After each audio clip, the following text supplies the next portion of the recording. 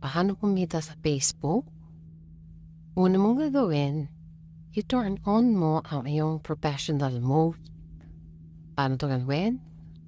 Tara, turo ko sa inyo. Pumunta sa Facebook account. Pindutin ang profile. Pindutin ang tatlong dot. Pindutin ang professional mode. Then next, pindutin ang turn on. Next.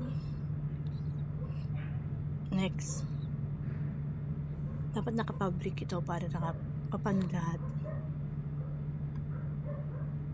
Then continue.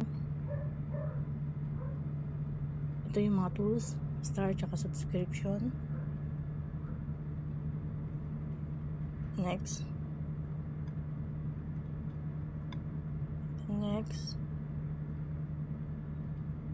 Okay, next. Congratulations! Naka-turn on na ang iyong professional mode.